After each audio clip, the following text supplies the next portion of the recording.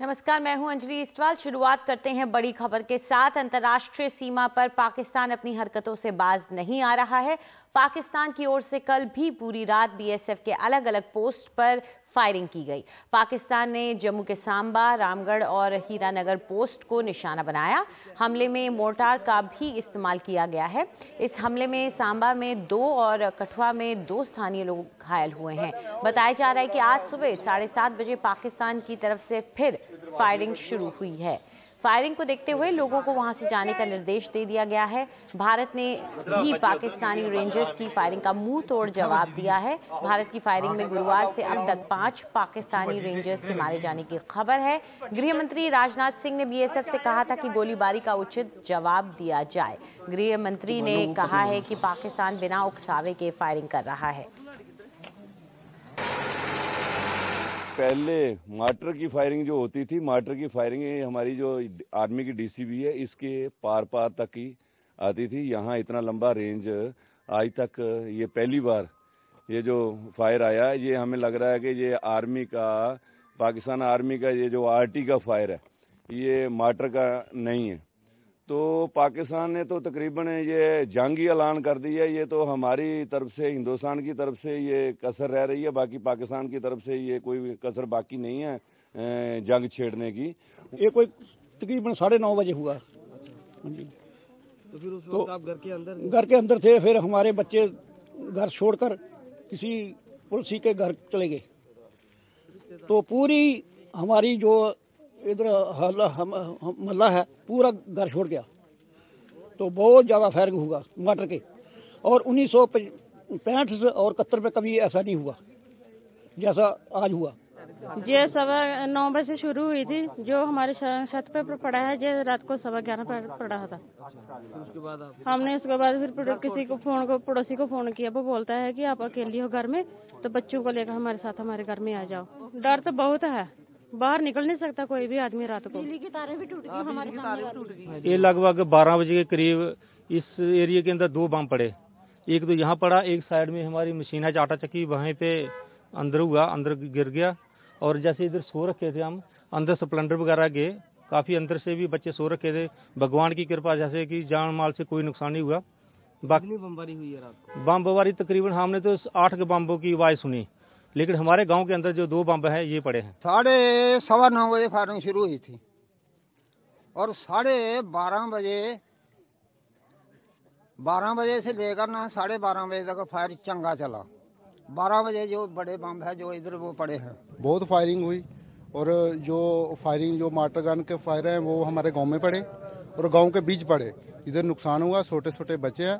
हम अभी आज हम शाम को ये गांव छोड़ के जाएंगे पीछे अपनी सेफ्टी के लिए। और पीछे तो सरकार ने दिया नहीं हमको कुछ ना कुछ, हमने अपना बंदोबस्त करना है। हमने फैसला किया, हम बिल्कुल बच्चे हमारे डर गए हैं, माल पैसे मार रहा है, सब कुछ मार रहा है। हम प्लान कर रहे हैं शाम को कि डीसी दफ्तर चले जाएंगे, डीसी दफ्तर जाकर डेरा डालेंगे। प्रशासन हमारे लिए सोच ही कुछ नहीं रहा है। यहाँ हमें को 5-5 मतलब जगह देगा, हम बाल बच्चा लेकर कहीं चले जाएं। क्या सोच रहे हैं गवर्नमेंट? वोट लेने के लिए आते हैं। मैं इस वक्त सांबा में मंगोचक इलाके में हूं। यहाँ पे काफी ज्यादा फायरिंग हो रही है। कई जो बीएसएफ के पोस्ट है उनको पाकिस्तानी रेंजर्स ने निशाना बनाया है। फायरिंग के साथ साथ मोटार शेलिंग भी हो रही है। सांबा सेक्टर के साथ में हीरानगर जो सेक्टर है वहां पे भी कई जो बीएसएफ के पोस्ट है उनको निशाना बनाया गया है और बहुत जबरदस्त फायरिंग हो रही है। पूरी रात यहाँ पे गोलीबारी हुई है और अब खबर ये आ रही है कि सांबा सेक्टर में 2 जो सिविलियन है वो घायल हो गए हैं। यहाँ पे तनाव 2 दिन से यहाँ पे बहुत ज्यादा तनाव है। जब बीएसएफ और पाकिस्तानी रेंजर्स के बीच फायरिंग हुई थी जिसमें एक बीएसएफ का जवान मारा गया था और एक बीएसएफ का जवान घायल हो गया था। उसके बाद बीएसएफ ने रिटेलिएट करके पाकिस्तान के जो 5 रेंजर्स हैं उनको मार दिया था और तब से यहाँ पे तनाव चल रहा है। और रात को जिस तरह से यहाँ पे फायरिंग हुई है, कई जो बीएसएफ के पोस्ट हैं उनको पाकिस्तान ने निशाना बनाया है। और यहाँ पे अब एडवाइजरी जो लोकल एडमिनिस्ट्रेशन है उनकी तरफ से है, जो यहाँ के लोग हैं उनको स्थानीय लोगों लोगों को बताया गया है कि वो सेफ इलाके जो है वहाँ पे जाए और अपने घर छोड़ के उनके लिए कई जो ऐसे जगहें हैं जिनको आइडेंटिफाई कर दिया गया है और उनको वहाँ कहा गया है कि वहाँ पे वो मूव करे। जिस तरह से यहाँ पे हालात है, काफ़ी ज़्यादा फायरिंग हो रही है और पूरी रात जो फायरिंग का सिलसिला यहाँ पे शुरू हुआ वो अभी भी रुका नहीं है और कई जो बीएसएफ के पोस्ट है उनको निशाना बनाया जा रहा है। बीएसएफ का कहना है कि वो भी जवाबी कार्रवाई कर रही है और पाकिस्तान की फायरिंग का माकूल जवाब दिया जा रहा है, लेकिन फिलहाल यहाँ पे काफ़ी तनाव बना हुआ है और फायरिंग का जो सिलसिला है वो अभी भी चल रहा है। सांबा सेक्टर से जसबीर सिंह के साथ जफर इकबाल, एनडीटीवी इंडिया। तो सांबा सेक्टर से हमारे साथ मौजूद हैं हमारे संवाददाता जफर इकबाल। जफर, कैसी स्थिति बनी हुई है वहां पर अभी? जी हाँ, अभी भी बहुत ज़्यादा फायरिंग और शेलिंग हो रही है। मैं इस वक्त एक अंडरग्राउंड बंकर में हूँ। ये बंकर लोग इन बंकरों का इस्तेमाल करते हैं खासकर रात के वक्त जब यहाँ पे बहुत ज़्यादा फायरिंग होती है और दिन के वक्त भी यहाँ पे कई लोग इसमें शेल्टर लेते हैं। आज भी फायरिंग चल रही है, यहाँ पे आ रही है। कुछ 200 मीटर की दूरी पे जो यहाँ पे बीएसएफ के पोस्ट है उनको निशाना बनाया जा रहा है। स्मॉल आर्म्स और ऑटोमेटिक वेपन्स के साथ साथ में मोटार के गोले भी पाकिस्तान की तरफ से चलाए जा रहे हैं और अभी तक जो खबर है 2 जो सिविलियंस है वो सांबा सेक्टर में घायल हो गए हैं और कठुआ में भी 2 लोग घायल हो गए हैं और फायरिंग अभी भी लगातार चल रही है।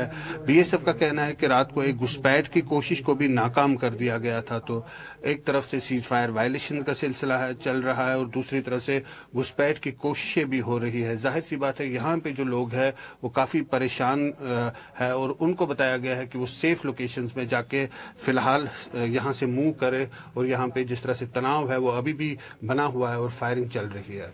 जी, आपने बताया स्थानीय लोगों को पीछे मूव करने के निर्देश दे दिए गए हैं, तो क्या उनके लिए कोई इंतजामात भी किए गए हैं या उन्हें खुद ही अपने इंतजाम करने पड़ रहे हैं?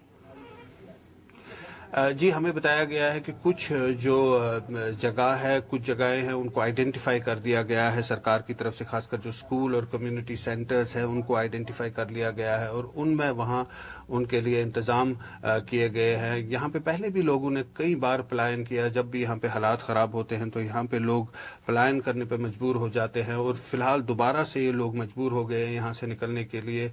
जिस तरह से यहाँ पे लगातार फायरिंग हो रही है और शेलिंग भी हो रही है। पाकिस्तान सिर्फ जो बीएसएफ के पोस्ट है उनको निशाना नहीं बना रहे हैं बल्कि सिविलियन एरिया जो है, गांव जो है, उनको भी निशाना बना रहे हैं। तो जाहिर सी बात है जिस तरह से कई लोग घायल हो गए हैं, अभी तक 4 लोगों के घायल होने की खबर है। यहाँ पे जो लोग हैं वो सबसे ज्यादा इसका खमियाजा उठा रहे हैं और यही कारण है कि वो अब यहाँ से मूव करने के लिए मजबूर हो गए हैं। हालांकि सरकार का कहना है कि कहीं ऐसे उनके लिए कम्युनिटी सेंटर्स और स्कूल आइडेंटिफाई किए गए हैं, लेकिन फिर भी लोग सारे के सारे वहां नहीं जाते हैं और कुछ लोग मजबूर होते हैं कि वो अपने लिए खुद से अरेंजमेंट करें।